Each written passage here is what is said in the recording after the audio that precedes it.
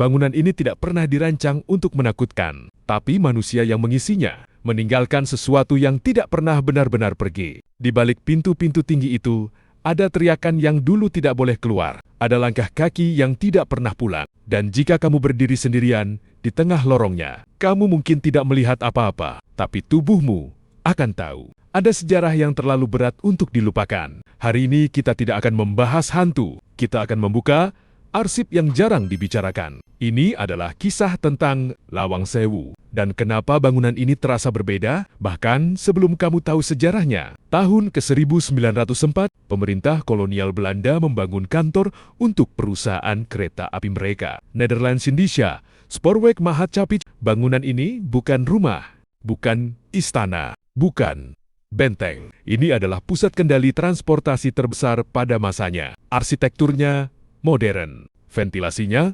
canggih, jendelanya tinggi, lorongnya panjang. Orang menyebutnya Lawang Sewu, 1000 pintu. Padahal jumlah pintunya tidak sampai 1000. Tapi kenapa terasa seperti tak berujung? Karena bangunan ini dirancang untuk mengawasi pergerakan manusia. Setiap pintu mengarah ke ruang lain. Setiap ruang punya fungsi, semua terstruktur, semua terkontrol. Tidak ada ruang untuk kebebasan. Perang Dunia Kedua datang. Jepang masuk, dan bangunan yang awalnya pusat administrasi berubah menjadi tempat interogasi. Beberapa ruang bawah tanah digunakan sebagai penjara. Ruang sempit, lembab, minim cahaya. Bukan cerita karangan. Ini fakta sejarah. Tahanan perang ditempatkan di sana. Sebagian tidak pernah keluar hidup-hidup. Bangunan ini tidak berubah bentuk, tapi maknanya berubah menjadi tempat di mana manusia kehilangan suaranya. Tidak ada catatan lengkap jumlah korban, tidak ada daftar nama yang rapi, dan justru disitulah letak horornya. Bukan pada sosok tak kasat mata, tapi pada ketiadaan identitas. Setelah kemerdekaan, bangunan ini sempat kosong. Kosong bukan berarti tanpa cerita. Bangunan tua menyimpan resonansi. Lorong panjang menciptakan gema. Udara lembab memengaruhi pernapasan. Cahaya redup menciptakan bayangan bergerak. Secara psikologis, manusia tidak nyaman di ruang yang terlalu besar, terlalu sunyi, terlalu banyak pintu. Tubuh kita membaca ancaman. Jadi, ketika orang berkata mereka merasa diawasi, mungkin itu bukan makhluk. Mungkin itu memori kolektif. Pertempuran 5 hari di Semarang juga menyentuh area sekitar bangunan ini. Peluru, ketegangan, kematian. Bangunan ini menjadi saksi. Dan saksi tidak pernah bisa berbicara. Kadang yang paling menakutkan bukanlah apa yang kita lihat, tapi apa yang sebuah tempat pernah lihat dan tidak bisa lupakan.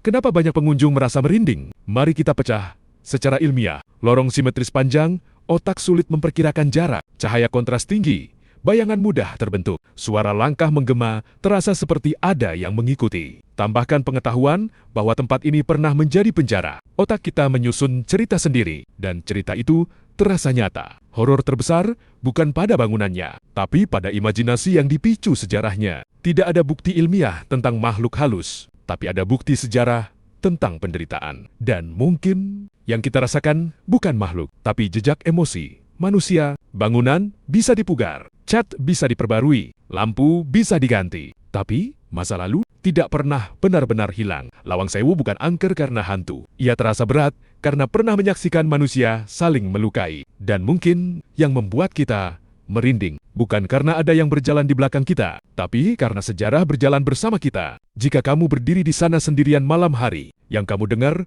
mungkin hanya angin. Tapi yang kamu rasakan adalah arsip yang tidak pernah ditutup. Kalau menurut kamu, tempat seperti ini menyimpan energi atau hanya menyimpan sejarah? Tulis pendapatmu di komentar. Dan kalau kamu suka membuka arsip yang jarang dibahas, ikuti channel ini, karena masih banyak tempat yang belum kita buka bersama.